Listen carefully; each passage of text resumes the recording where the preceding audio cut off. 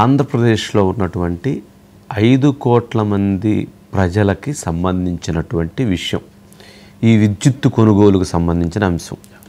నాకు సంబంధం లేదు, వాళ్ళకి సంబంధం లేదు అనుకుంటే కాదు. ఇది 25 సంవత్సరాల పాటు, అంటే రాబోయే 25 సంవత్సరాల పాటు జగన్మోహన్ రెడ్డి గారు ఆంధ్రప్రదేశ్ ముఖ్యమంత్రిగా ఉండి అదానీ గ్రూప్తో చేసుకున్నటువంటి ఒక ఒప్పందం, ఒక MOU. దీని వలన 1,08,000 కోట్ల రూపాయలు ఈ 25 సంవత్సరాలలో ఆంధ్రప్రదేశ్ ప్రభుత్వం కట్టాల్సినటువంటి నష్టపోతున్నటువంటి డబ్బు. ఈ 1,08,000 కోట్ల రూపాయలు ఎవరివి? ప్రజలు కష్టపడి శ్రమటోడ్చి వాళ్ళు సంపాదించినటువంటి సంపాదనతో ప్రభుత్వానికి ట్యాక్సుల రూపంలోనో, పెట్రోల్ రూపంలోనో, లిక్కర్ రూపంలోనో, ఇతర వస్తువుల కొనుగోలు రూపంలోనో, ప్రతి ద్వారా విద్యుత్తు చెల్లించటం ద్వారా వచ్చినటువంటి డబ్బుతోనో, విద్యుత్ ప్రతి నెల కట్టేటువంటి బిల్లులతోటో ఈ మొత్తాన్ని ఈ అదానీ గ్రూప్ కట్టాల్సిన పరిస్థితి ఏర్పడుతుంది. 1,08,000 కోట్ల రూపాయలు 25 సంవత్సరాల పాటు మనం నష్టపోతున్నటువంటి డబ్బు. ఆంధ్రప్రదేశ్కు చెందినటువంటి 5 కోట్ల మంది ప్రజానీకానికి చెందినటువంటి డబ్బు. అందుకని ప్రతి ఒక్కరూ దీని గురించి తెలుసుకోవాల్సినటువంటి అవసరం ఉంది.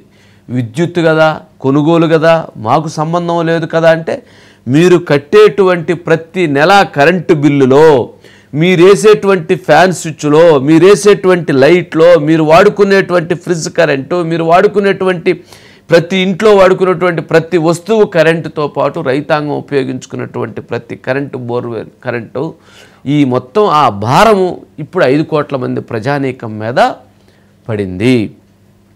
1,08,000 కోట్ల రూపాయలు నష్టపోతుంటే మరి ఆంధ్రప్రదేశ్ మాజీ ముఖ్యమంత్రిగా ఉన్నటువంటి, అప్పటి ముఖ్యమంత్రిగా ఉన్నటువంటి జగన్మోహన్ రెడ్డి గారికి వచ్చినటువంటి బెనిఫిట్ ఎంత?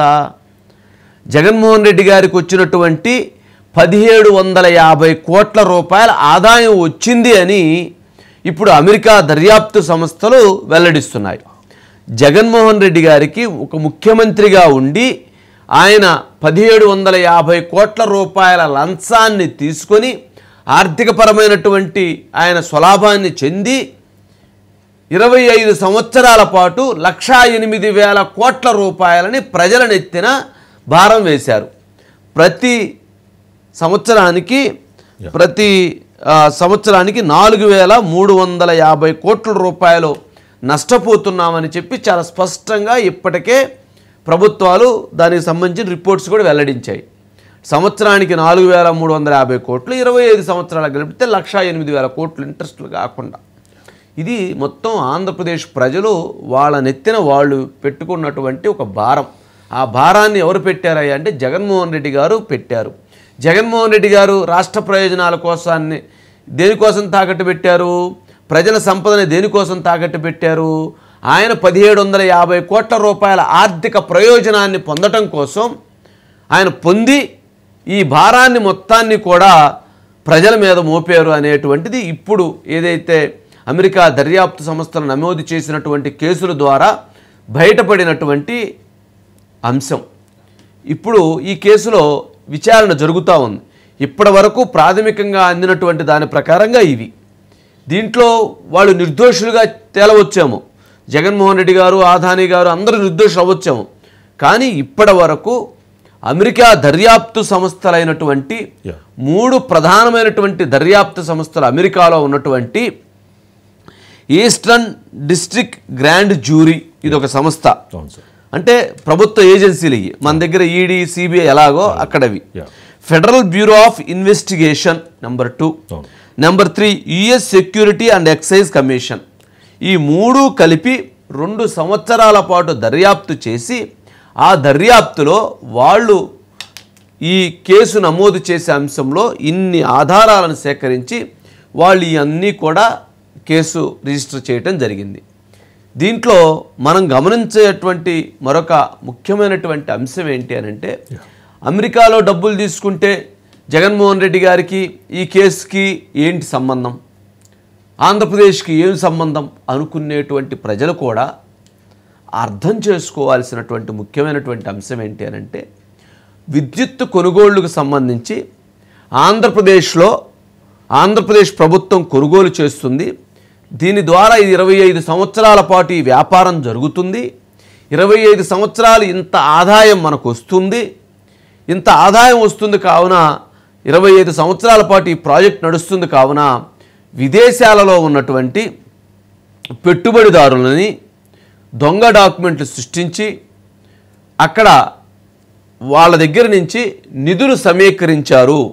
ఈ నిధులు సమీకరించడంలో అంటే అప్పు తీసుకోవటంలో లేదా వ్యాపారానికి పెట్టుబడి తీసుకోవటంలో అక్కడ చేసినటువంటి కుట్రలో అక్కడి నుంచి కలెక్ట్ చేసినటువంటి వసూలు చేసినటువంటి పెట్టుబడి కోసం వసూలు చేసినటువంటి డబ్బులో 1750 కోట్ల రూపాయల జగన్మోహన్ రెడ్డి గారికి ఆంధ్రప్రదేశ్ ముఖ్యమంత్రికి లంచం రూపంలో ఇచ్చారు అనేటువంటిది వాళ్ళు ఆధారాలతో సహా ఇప్పుడు వాళ్ళు చెప్తున్నటువంటి అంశం.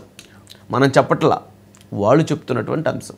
అంటే ఇక్కడ వ్యాపారం జరుగుతుంది, విద్యుత్తుకు సంబంధించినటువంటి అంశాలు జరుగుతాయి, ఇన్వెస్ట్మెంట్ ఇక్కడ మీరు పెడితే మీకు ఇంత ఆదాయం వస్తుందని అమెరికాలో ఉన్నటువంటి పెట్టుబడిదారుల దగ్గర నుంచి ఒక ఫేక్ డాక్యుమెంట్స్ దొంగ వ్యవహారాలు నడిపి ఇక్కడ లంచాలు ఇచ్చి ఇక్కడ ఎవరైతే బ్రైబ్ ఇక్కడ చేసి అక్కడ నుంచి డబ్బులు తెచ్చి ఇది ఒక కుట్ర, ఇది ఒక ఫ్రాడు, ఇది ఒక ఫైనాన్షియల్ ఫ్రాడు, ఇది జరిగింది అని వాళ్ళు పూర్తిగా దీంట్లో మెన్షన్ చేశారు. ఎవరు?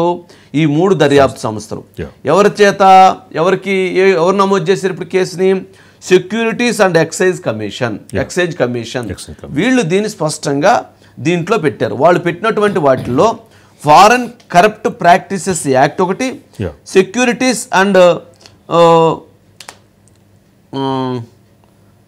వైట్ ఫ్రాడ్, ఈ రెండిటికి సంబంధించినటువంటి వాటిని వాళ్ళు మెన్షన్ చేయటం జరిగింది. అంటే ఇంత క్లారిటీగా జరిగింది. ఇది ఎవరిది? ఆంధ్రప్రదేశ్కు ప్రజలకు సంబంధించినటువంటి డబ్బుని ఈ రకంగా దోసుకోవటానికి, ఈ రకంగా దారాదత్తం చేయటానికి, ఈ రకంగా వాళ్ళకి ఇవ్వటం కోసం 1750 కోట్ల రూపాయలకి ఆంధ్రప్రదేశ్ ప్రజలని 25 సంవత్సరాల పాటు వాళ్ళకి తాకట్టు పెట్టినట్లుగా దీన్ని చూడాల్సినటువంటి అంశం.